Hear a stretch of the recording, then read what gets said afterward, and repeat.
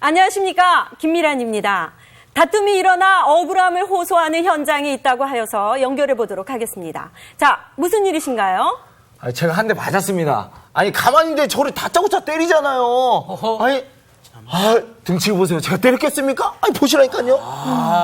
저는 이 상황을 처음부터 지켜봤습니다. 저는 어느 누구의 편도 들지 않겠습니다. 야, 나 참 어이가 없네. 이것 보세요. 이 사람이 나를 때렸으니까 내가 지금 퉁퉁 부은 거 아니에요. 이 사람이 날 때려서 이렇게 된 거라고요. 과연 저 바퀴벌레도 못 죽여. 다툼의 진실은 무엇일까요? 진실은 밝혀질 것입니다. 이상 억울해. 김미란이었습니다. 억울해. 내 편이 없는 마세요. 진짜 아프다니까요. 박수가 안 쳐져 지금 박수가. 또 싸웠어요? 제가 한 대 맞았습니다. 제가 억울합니다. 선생님. 제가 억울합니다. 세상 살다 보면 이렇게 억울한 일들이 많은데, 네.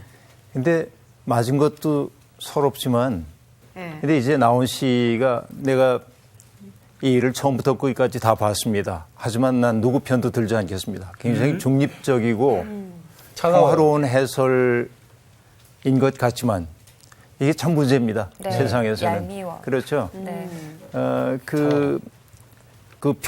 평화를 얘기하고 있는 중립. 이게 정말 중립일 수 있겠는가. 오히려 억울한 일을 겪고 있는 사람들이 있는데 난 중립이야 말 안 할 거야. 이렇게 얘기하는 거는 힘 있는 사람을 편드는 거거든요. 저는 그러네요. 오히려 비겁하다는 생각이 오히려. 그러니까 오히려 침묵한다든지 난 판단하지 않을 거야 라고 얘기함으로써 힘 있는 사람의 편을 드는 경우가 많아요. 우리들이 그렇죠. 그래서 지옥에는 그렇게 엄정한 중립을 선언했던 사람들이 꽤 많다고 그래요. 그래요? 예, 꽁트였습니다. 예. 네, 그런 거죠. 살다 보면 인간관계 속에서 갈등이 없을 수 없어요. 네. 갈등이 많은데 사람들은 언제나 자신이 가해자라고 그렇죠. 생각하기보다는 피해자라고 하는 의식이 더 많이 있죠. 네. 그러니까 늘 억울해요. 억울한 게 많습니다. 근데 여러분, 이 힘 있는 사람들이 누군가에게 고통을 가해주고도 자기가 피해자연 하는 경우가 아주 많이 있습니다. 많죠. 네, 맞아요. 그거 보면 속상하죠. 네. 세상이. 어이가 없죠. 어이가 없죠. 네. 정말로. 그래서 법도 피해를 당한 사람의 편이 되어주지 않는 경우, 그런 경우 많잖아요. 네. 옛날에 여러분 그 유전무죄, 무전유죄 했던 지존파 사건이었나요? 그렇죠. 그가 외쳤어요. 돈 있는 사람은 죄가 없고 돈이 없는 사람은 유죄다 이렇게 얘기합니다. 이게 어떻게 보면 우리 사회의 모습을 반영해주고 있는 짤막한 얘기죠. 굉장히 가슴 아픈 얘기입니다. 근데 실제로 우리들이 그런 현실들을 많이 보며 살지요. 힘 있는 사람들이 잘못을 저지르면 마치 별일 아닌 것처럼 그가 그동안 사회에 기여하고 공헌했던 것들을 참작해서 우리가 이 사람들을 잘 돌봐줘야 한다 이렇게 얘기하고요.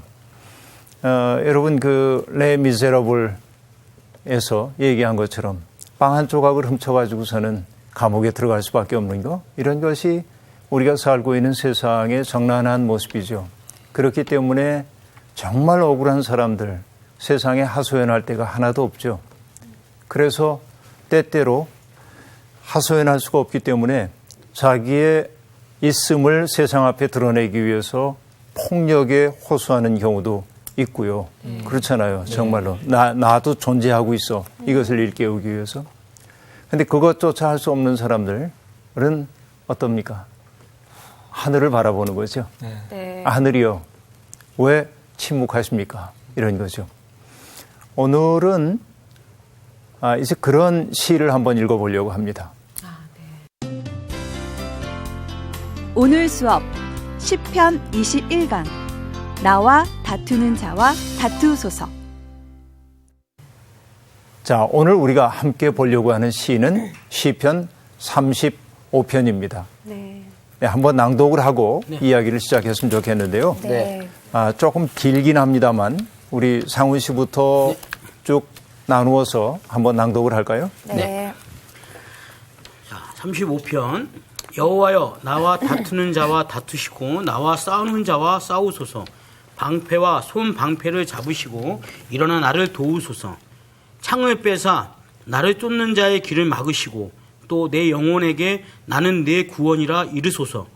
내 생명을 찾는 자들이 부끄러워 수치를 당하게 하시며 나를 상해하려 하는 자들이 물러가 낭패를 당하게 하소서. 그들을 바람 앞에 겨와 같게 하시고 여호와의 천사가 그들을 몰아내게 하소서. 그들의 길을 어둡고 미끄럽게 하시며 여호와의 천사가 그들을 뒤쫓게 하소서.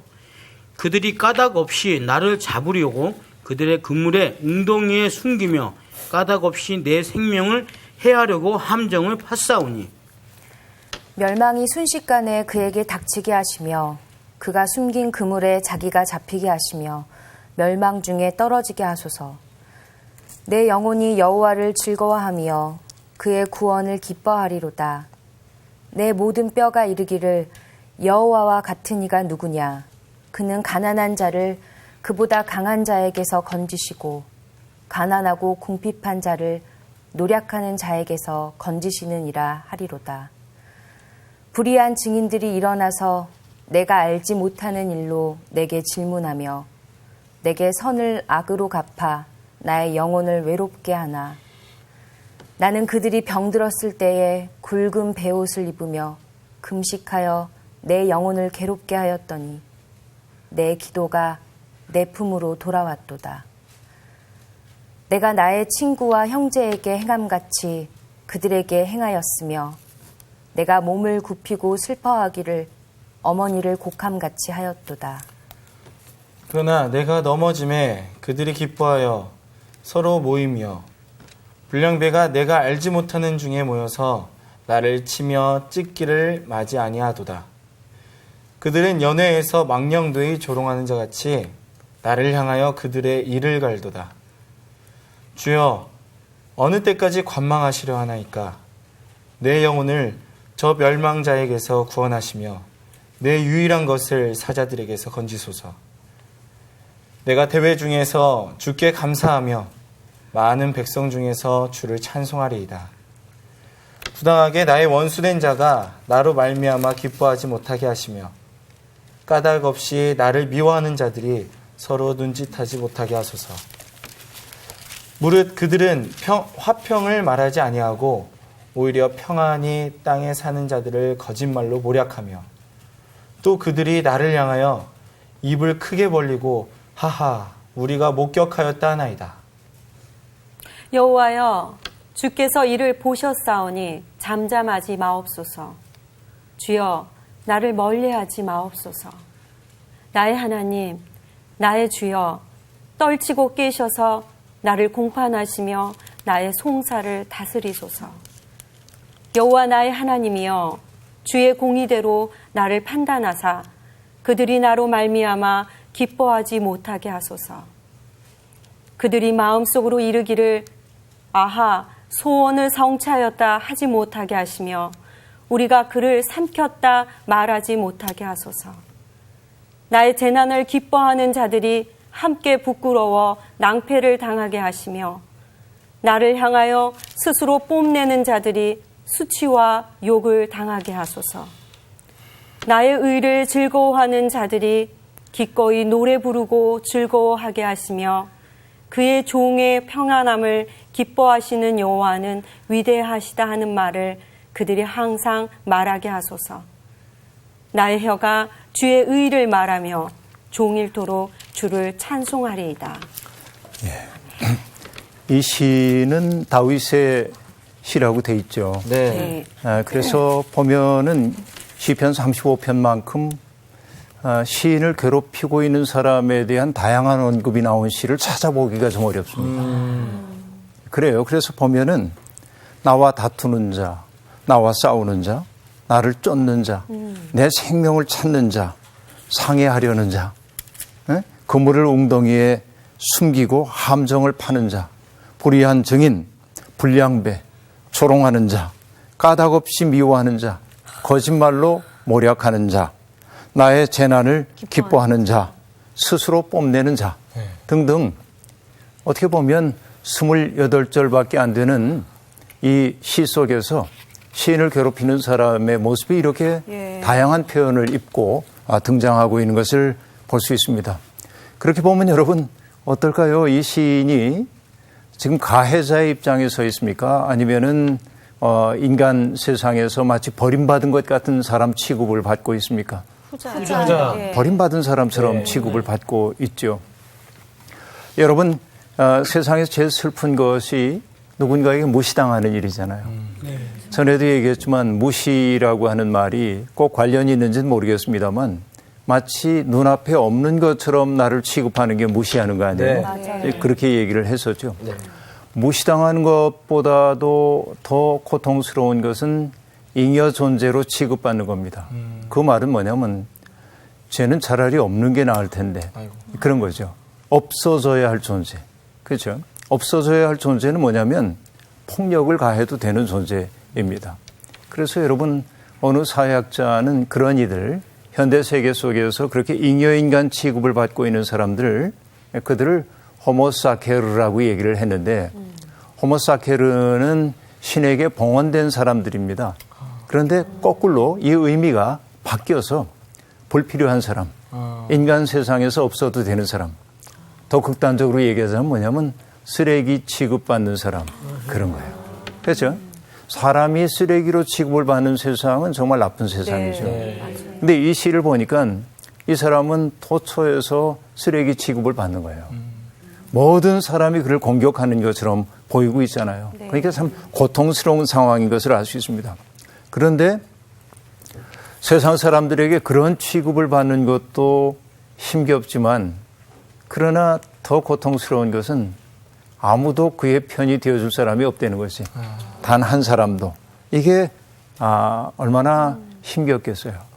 때때로 우리 살다가 억울한 일 당할 때도 있는데 그래도 누군가가 든든히 내 곁에 서서 난 널 신뢰해 하고 말한다든지 나는 너를 믿어. 내가 내 곁에 있어 줄게. 한 사람만 있어도 사람은 설 수 있거든요. 우리 사회에서 많은 사람들이 스스로 생명을 끊는 사람들이 있습니다.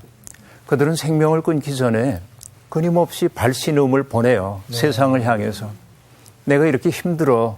내가 고통스러워. 내 생의 의미를 다 잃어버리고 말았어.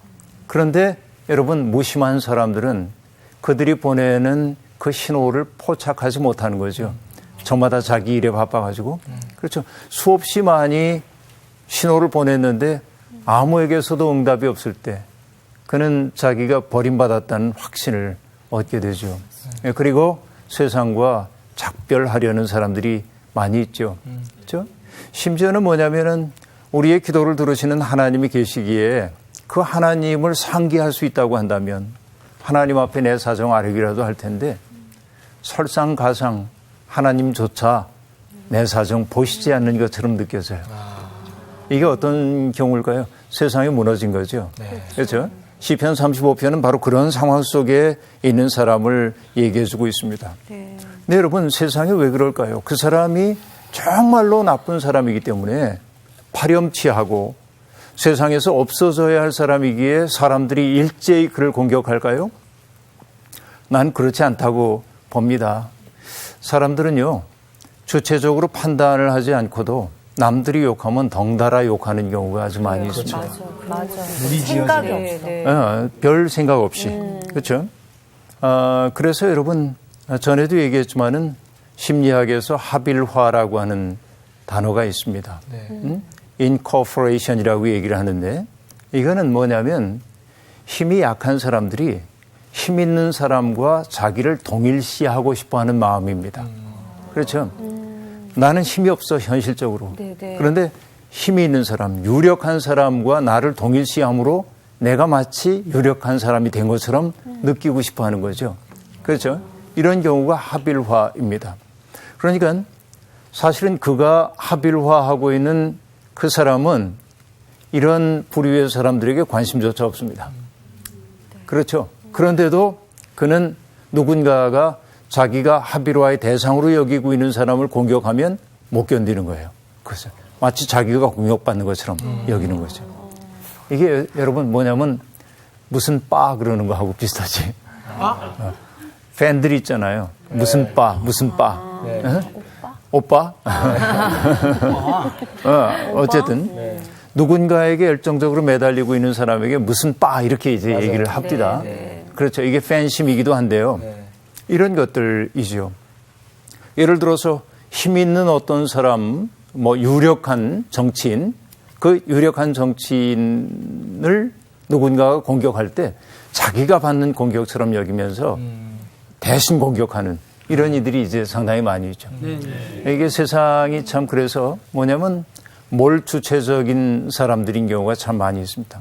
생각하고 판단하고 그리고 자기의 주관을 가지고 평가하기보다는 세상이 우리에게 주고 있는 그 눈을 가지고 세상을 바라본단 말이죠. 그래서 억울한 사람은 점점 억울해지고 이것이 우리가 살고 있는 세상의 모습입니다. 자, 그런데요.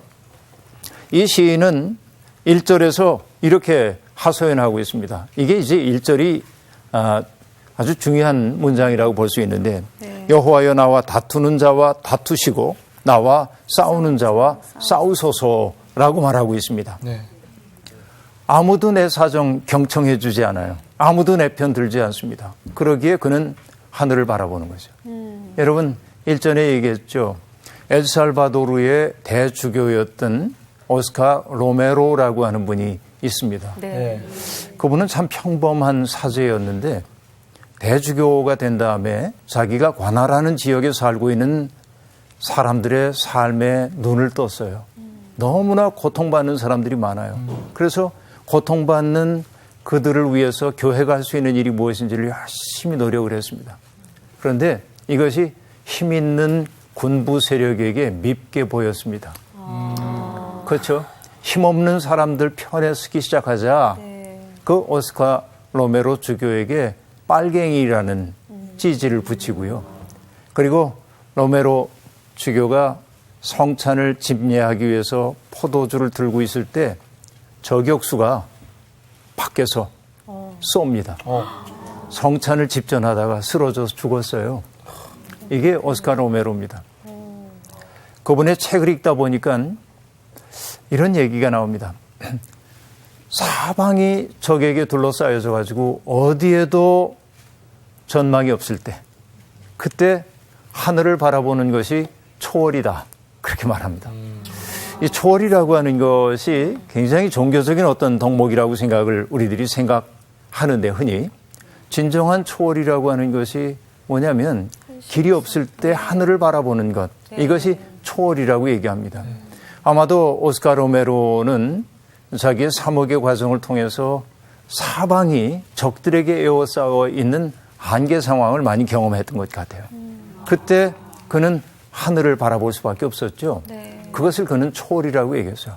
결국 그렇게 초월했더니 마음속에 평화가 왔거든요. 새롭게 살아갈 힘이 생겼거든요. 이 시인도 그런 경우입니다. 그래서 여호와께 나와 다투는 자와 다투시고 나와 싸우는 자와 싸우소서 하고 말합니다.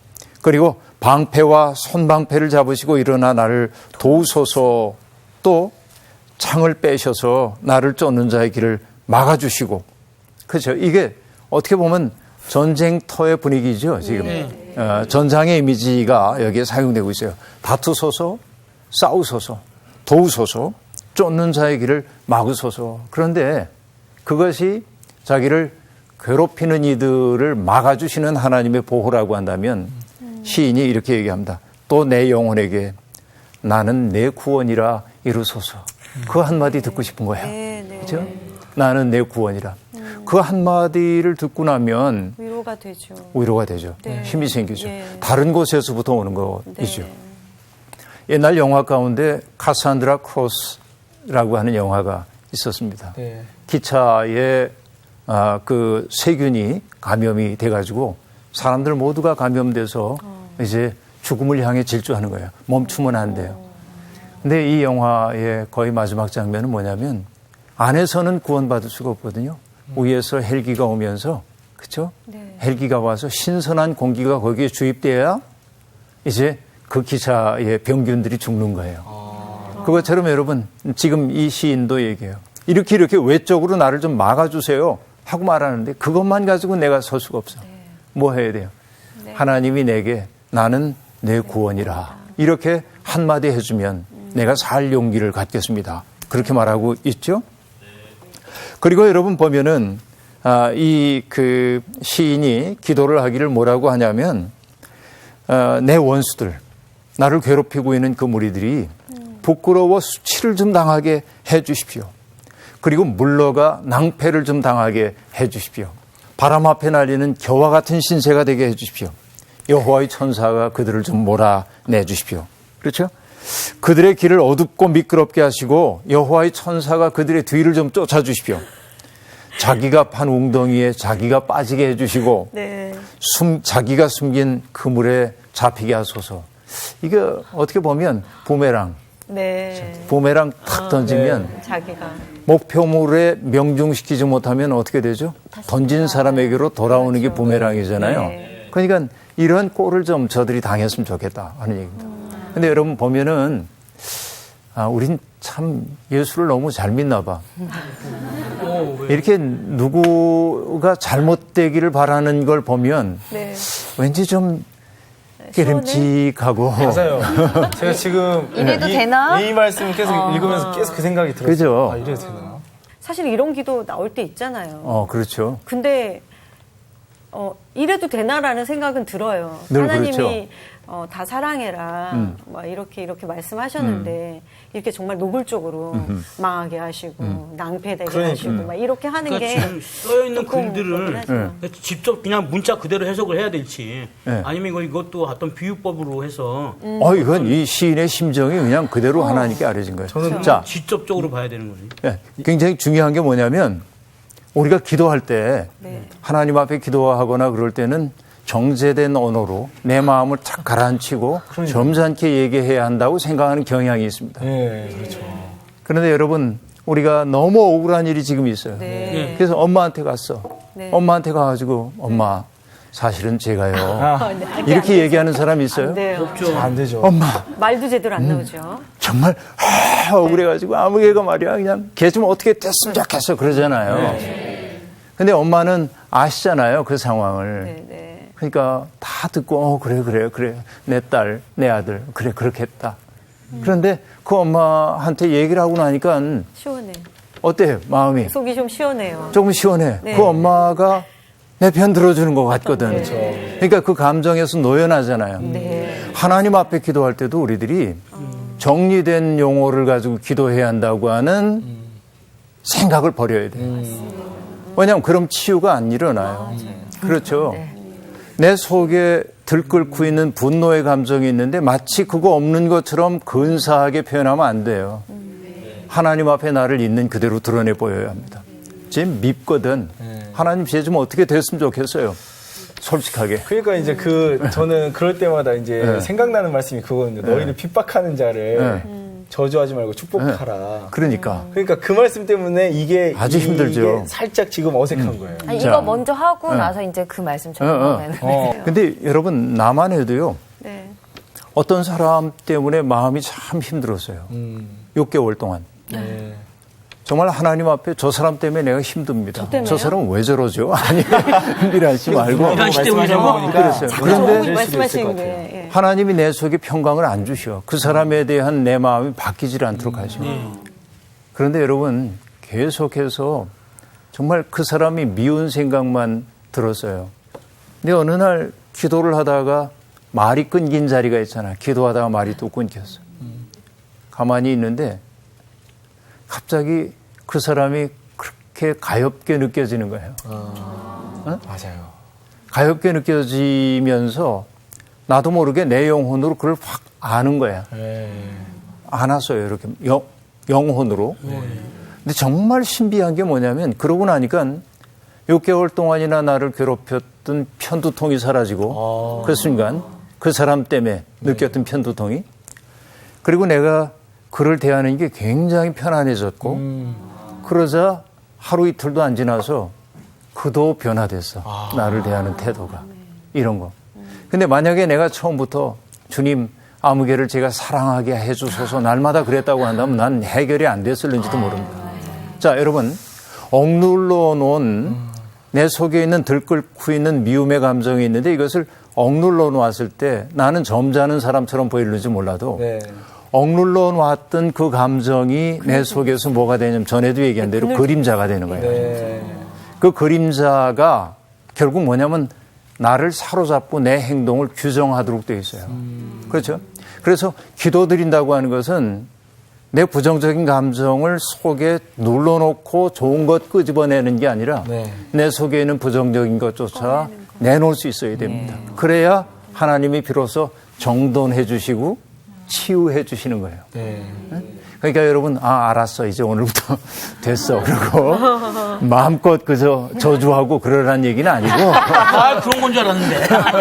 네. 그러니까 중요한 게 뭐냐면 자기의 마음을 의도적으로 숨길 건 없다. 솔직하게 하나님, 난 도저히 사랑할 수 없습니다. 저 사람. 내 마음은 저 사람이 어떻게 됐으면 좋겠어요. 근데 여러분 정말 하나님은 우리의 그런 마음을 꾸짖지 않으시고 네 심정 내가 알아. 내가 경험한 하나님 그래요.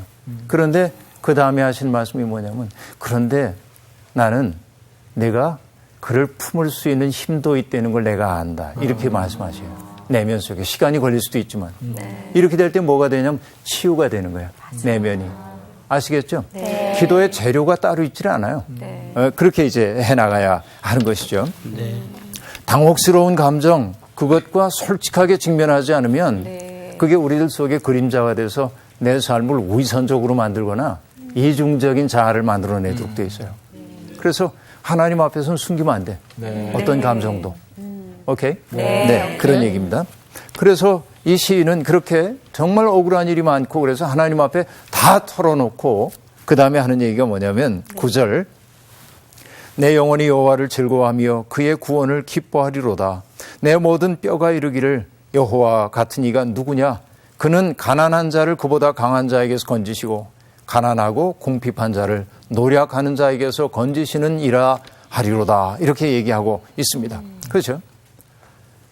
자기의 고통스러운 사정 때문에 너무 힘들었는데 다 털어놓고 났더니 주님 나는 내 구원이라 내게 이루소서 하고 얘기를 했었는데 어느 순간인지 모르게 나를 규정하고 있던 그림자가 쓱 사라지고 하나님에 대한 신뢰가 내 속에 생겨난 거예요. 이것이 여러분 기도의 신비입니다. 그렇죠? 숨기지 않은 기도의 신비예요. 그러고 나서 여러분 아까 우리가 앞부분에서는 뭐냐면 전쟁 용어가 많이 등장했죠. 그런데 11절부터는 법정 용어가 등장합니다. 불의한 증인. 그렇죠? 불의한 증인 이렇게 이제 나와요. 법정 용어가. 불의한 증인들이 일어나서 알지 못하는 일로 자기에게 질문을 하는 거예요. 그들은 선을 악으로 갚습니다. 그래서 그를 외롭게 만들고 있어요.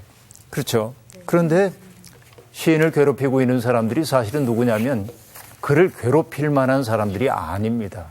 어떤 사람들이었죠? 이렇게 얘기합니다. 나는 그들이 병들었을 때 13절이죠. 굵은 베옷을 입으며 금식하여 내 영혼을 괴롭게 하였더니 내 기도가 내 품으로 돌아왔도다. 그렇게 말합니다. 자, 그들이 고통당할 때 그냥 얼마나 힘들어 힘내 그거 아니에요. 지금 어떻게 되는 겁니까? 마치 자기의 고륙지친인 양 그의 고통을 함께 했어요. 그렇죠. 그러니까 그가 어려움을 겪었을 때 얼마나 여러분 그 누군가의 도움을 필요로 했겠어요. 제가 좋아하는 기도문이 있는데요. 이런 기도문입니다. 하나님, 오늘 나의 삶이 누군가가 하나님께 바친 기도의 응답이 되게 하소서. 이런 구절이 있어요. 자, 오늘 나의 삶이 누군가가 하나님께 바친 기도의 응답이 되게 해 주십시오.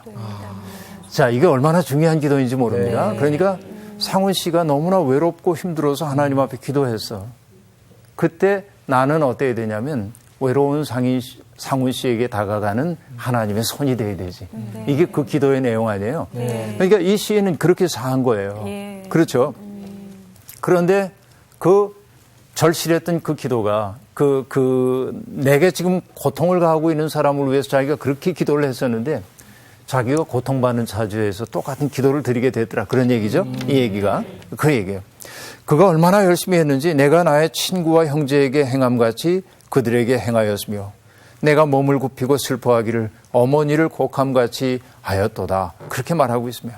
그렇죠? 이게 기가 막힌 얘기입니다. 정말 그들을 위해 자기가 모든 것을 다 내주고 살았습니다. 그런데 돌아온 것은 뭐냐면 선한 보답이 아니에요. 그러니까요. 오히려 내가 고통을 겪고 있을 때 오히려 나를 더 공격하고 나를 더 괴롭게. 여러분, 이게 성경에만 나오는 현실이요? 아니면 우리의 삶 속에서 삶이죠. 삶속일 수 있습니다. 그죠? 예. 그래서 때때로 인생이 씁쓸해질 때가 있죠.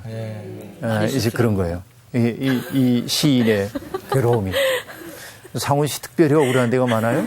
많이 씁쓸합니다. 진짜로 이렇게 정말 도와줬는데 그 도움을 당연히 여기는 사람들이 이제 그럴 때 계속 도와줘야 되나 말아야 되나 그럴 때가 너무 제가 약간 딜레마에 걸려요. 정말 힘들어요. 그러니까 뭐냐면 어떤 사람이 아주 어려움에 빠져서 그 사람을 돕습니다.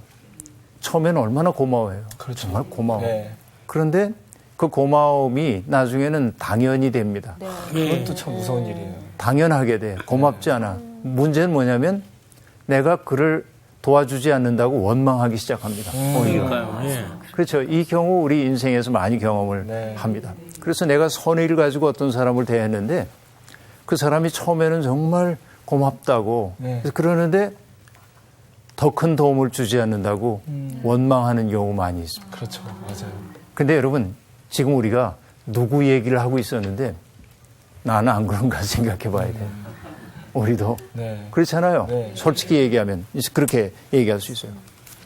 자, 이렇게 억울한 일을 겪을 때 하나님조차도 문제는 관망하는 것처럼 보이는 겁니다. 그렇죠? 관망하는 것처럼 보여요. 그래서 이 시인은 하나님께 간절히 기도합니다. 하나님, 멸망자들로부터 또 사자처럼 나를 움키려고 하는 그들로부터 나를 구원해 주십시오. 그러면 나는 하나님 앞에 감사의 찬송을 하겠습니다. 18절. 내가 대회 중에서 주께 감사하며 많은 백성 중에서 주를 찬송하리이다 하고 말합니다. 그리고 시인이 하나님의 공의로운 판결을 구합니다. 원수된 자가 나로 말미암아 기뻐하지 않게 해 주십시오. 내가 오늘 고통을 겪고 있다고 하는 그것 때문에 그가 뽐내거나 자랑스러워하지 않게 해 주십시오. 나를 미워하는 사람들이 서로 눈짓하며 봤지? 네. 저 사람 저렇게 되는 거 봤지? 이렇게 말하지 못하게 하소서. 잠잠하지 마소서. 멀리하지 마소서. 그리고 여러분 23절 이렇게 얘기합니다. 나의 하나님, 나의 주여. 자, 하나님을 지금 겹쳐서 부르고 있죠. 나의 하나님, 나의 주여. 여러분 이것은 뭐예요? 강조, 절실함을 나타내는 거예요. 떨치고 깨셔서 나를 공판하시며 나의 송사를 다스리소서. 그렇게 얘기하고 있습니다. 자, 여러분 결국 그가 요구하고 있는 것은 뭐냐? 무너진 정의를 회복시켜 주십시오. 미슈팟, 그렇죠? 정의였어요. 무너진 정의. 정의가 무너졌는데 이 무너진 정의를 회복시키실 수 있는 분은 하나님밖에 없습니다 하는 얘기입니다. 자, 여기서 중요한 게 뭐냐면 어떤 구체적인 상황이 스스로 상황을 통제할 수 없어. 통제 불능이에요. 내가 어떻게 해볼 수가 없어. 저 사람들은 어떻게 할 수도 없고. 그래서 뭐냐면 내가 할 수 없다. 나는 할 수가 없다. 그래서 뭐냐면 하나님의 개입을 요구하고 있죠. 네. 그렇죠? 우리는 흔히 저 사람과 나 사이에 어떤 문제를 풀기 위해서 내 수단을 동원할 때가 있는데 결국 그것이 더 악화시킬 때도 아주 많이 있습니다. 관계를. 오히려 풀려고 그랬는데 더 악화되는 경우가 많이 있습니다. 세상 살다 보면 정말 어려운 게 예를 들어서 나온 씨하고 나하고 갈등이 있다고 얘기할 때 세계관의 문제 때문에 우리가 싸울 일은 별로 없어요. 밥을 먹는데 예를 들어 같이 앞에 앉아서 밥 먹는데 나온 씨가 맛있는 거 다 끌어다 먹더라. 그러면 안 되죠, 누나. 상훈 씨가 지금 확 공감을 지금 하고 있어요. 사소한 것 때문에 사람들이 다투거든. 어쨌든 그건 그렇지만 어쨌든 그런 상황이기 때문에 하나님이 개입해 주시길 바라요. 그래서 어떤 분은 이런 기도, 하나님 개입하셔서 저 사람 좀 어떻게 해주세요. 그거를 뭐라고 얘기하냐면 앵그리 프레어라고 얘기해요. 화가 나가지고 드리는 기도예요. 그렇죠? 근데 여러분 이것이 뭐냐면 하나님의 개입을 바란다고 하는 것은 자, 내가 스스로 상황을 통제하는 게 불가능하다고 해서 그 상황을 체념하는 게 아니라 어쩔 수 없어. 쟤는 어쩔 수 없는 아이야. 체념하는 게 아니에요. 그렇죠?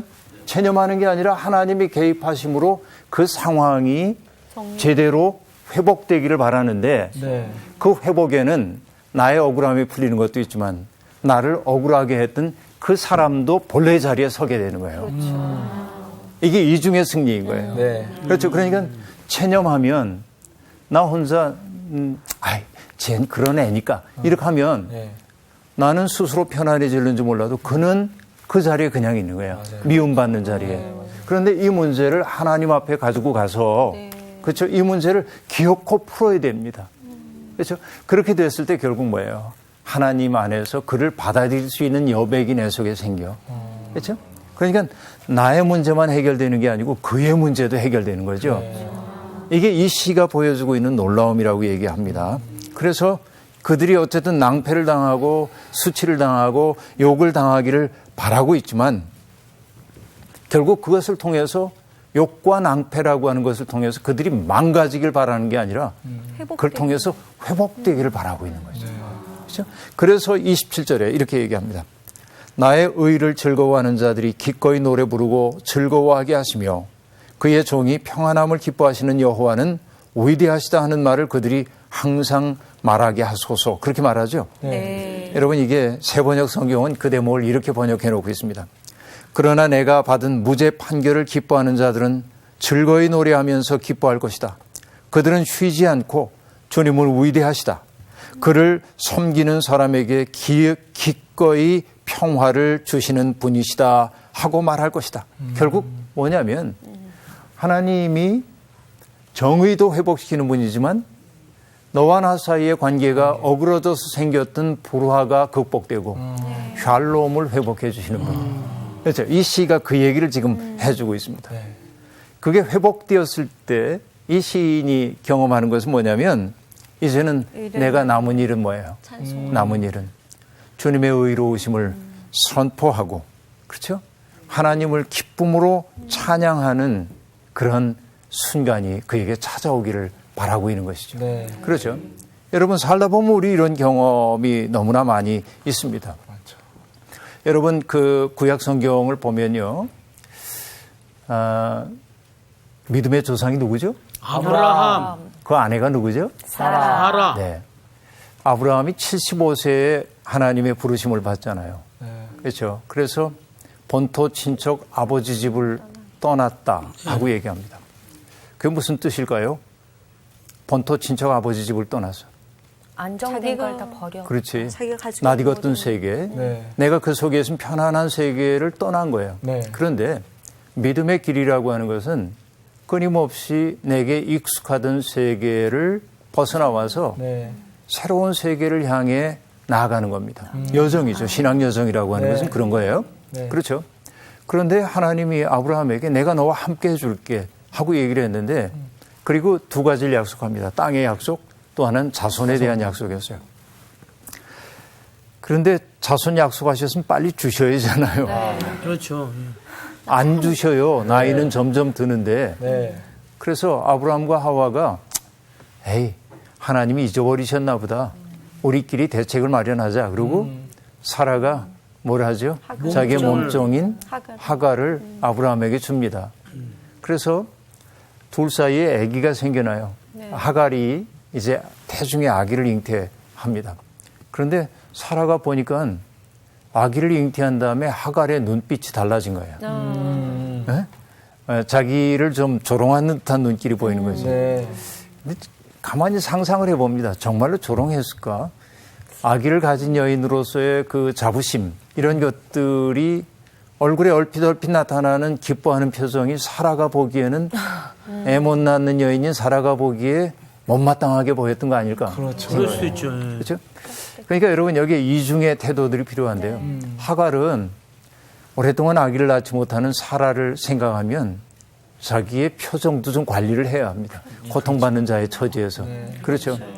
그런데 또 사라의 입장에서는 자기가 가문을 이어갈 아이를 잉태했으니까 마음에 좀 슬픔이 있더라도 이쁘게 봐주면 좋은데 서로 그럴 수가 없었던 거야. 서로 배려를 못해. 그런데 하갈이 대단한 여자입니다. 나는 이렇게 몸종으로 살고 있지만 내 자식만큼은 천덕꾸러기로 만들지 않겠어. 그러고서는 임신한 몸으로 광야로 나갑니다. 네. 그렇죠? 근데 임신한 여자가 광야에 가면 어떻게 되겠어요? 살 수가 없죠. 그렇죠. 살 수가 없죠. 네. 죽기를 각오한 거예요. 그럼요. 근데 하나님이 샘물 곁에서 그에게 나타납니다. 그래서 너 어디 가냐? 어디에서 왔냐? 어디서 가냐? 그러니까 나는 사라의 집에서 나왔습니다. 어디서 온 건 얘기했는데 어디로 가냐? 여긴 대답할 수가 없어. 왜냐하면 정처가 없잖아요. 그렇죠. 그러자 천사가 얘기합니다. 내 주인의 집으로 들어가서 복종해. 그렇게 얘기해요. 그리고 그 태중에 있는 아이의 이름을 이스마엘이라고 얘기한 다음에 그 아이가 어떻게 살 것인지를 얘기하는데 내 아들이 들나귀처럼 살 거야. 이게 축복이에요. 저주예요. 들나귀처럼 산다. 축복도 아닌 것이. 약간 좀 애매하죠. 네. 그런데 여러분 이게 축복이에요. 왜냐하면 광야를 배경으로 살고 있는 사람은 검질긴 생명력이 있어야 합니다. 그렇죠. 자기에게 주어져 있는 생애 조건 때문에 유약하게 이렇게 하면 살아남을 수가 없어. 네. 근데 네 아들은 들나귀처럼 살 거야. 어? 어떤 어려움과 시련이 닥쳐온다고 해도 견뎌내면서 사는 사람이 될 거야. 그렇게 얘기합니다. 그러자 하갈이 확 깨달아요. 아, 하나님이 내가 지금 천대받고 있지만 하나님 나 버리신 거 아니구나. 하나님이 나와 함께 계셔. 하나님이 날 보고 계셔. 엘로이, 나를 보시는 하나님. 그렇죠? 그리고 나를 보실 뿐만 아니라 함께 하시는 하나님을 안 거예요.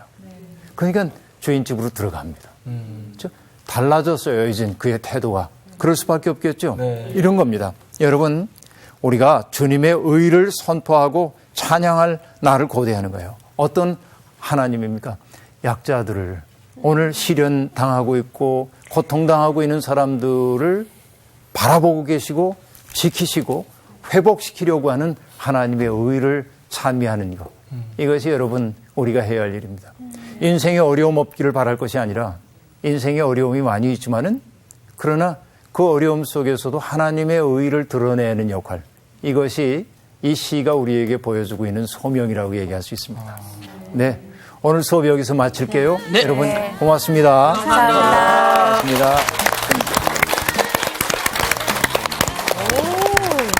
전 사실 체념할 때도 굉장히 많잖아요. 좀 뭔가 문제를 풀어보려고 하다가 뜻대로 안 되고 생각대로 안 되니까. 맞아, 하나님의 개입. 근데 그런 게 있어요. 나는 이렇게 리더자로서 네. 이렇게 해야 된다고 생각하는 성경대로 하려고 하는데 주위에 있는 사람들은 그게 아닌 다른 길로 가자고 했대. 이거를 성경대로 하자니 이 사람들한테 좀 반대하는 것 같고. 반대를 얻을 것 같고 또 이 사람을 또 놓치자니.